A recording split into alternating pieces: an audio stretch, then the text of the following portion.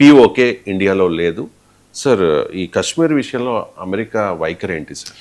PoK కానీ అక్సాయ్ కూడా మన ఇండియాలో చూపలేదు.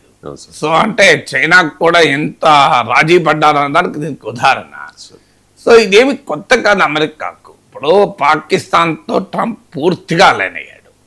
మీకు ఐ లవ్ పాకిస్తాన్ అనడమే కాదు, పాకిస్తాన్ ప్రభుత్వము అమెరికాతో అమెరికన్ కంపెనీతో క్రిప్టో డీల్ కుదుర్చుకుంది. ఆ కంపెనీలో 60% పార్ట్నర్స్ ట్రంప్ ఫ్యామిలీ. అంటే ట్రంప్ ఫ్యామిలీ బిజినెస్ ఇంట్రెస్ట్లను పాకిస్తాన్ ప్రమోట్ చేస్తుంది. అలాగే మీకు పాకిస్తాన్ చైనా నిర్మిస్తున్న గాదర్ పోర్టుకు సమీపంలో బెలూచిస్తాన్లో మరో పోర్టు నిర్మించుకోవటానికి పాకిస్తాన్ అమెరికాకు ఆఫర్ చేసింది. తర్వాత రేర్ ఎర్త్ మెటల్స్ అయితే ఒక బ్రీఫ్ కేసులో తీసుకెళ్లి చూపెట్టాడు ట్రంప్. ఇంకా ఈ రేర్ ఎర్త్ అన్ని మీకు ఇచ్చేస్తామని చెప్పి పాకిస్తాన్ ఆయిల్ అండ్ గ్యాస్ సంపదను అమెరికాకు దారాదత్తం చేయడానికి ఒప్పుకున్నారు. So America India Pakistan mineral forum అని ఒక మీటింగ్ పెట్టి దాంట్లో అమెరికన్ కంపెనీలు ఆహ్వానించారు.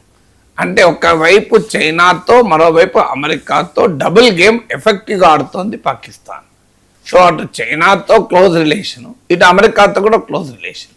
అమెరికాకు అదేం అభ్యంతరం లేదు, ఎందుకంటే రేపు అవసరం వస్తే చైనాతో రాజీకి పాకిస్తాన్ను వాడుకుంటుంది. చాలామందికి అర్థం కాదు ఇది.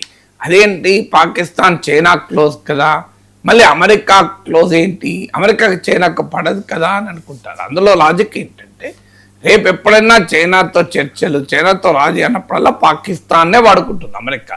ఇప్పుడే కాదు, కోల్డ్ వార్ పీరియడ్లో కూడా 70s president Nixon, henry Kissinger పాలసీలు మార్చుకొని సోవియట్కు వ్యతిరేకంగా చైనాను కలుపుకోవాలని నిర్ణయం తీసుకున్నప్పుడు కూడా అమెరికా చైనాలను కలిపింది పాకిస్తానే.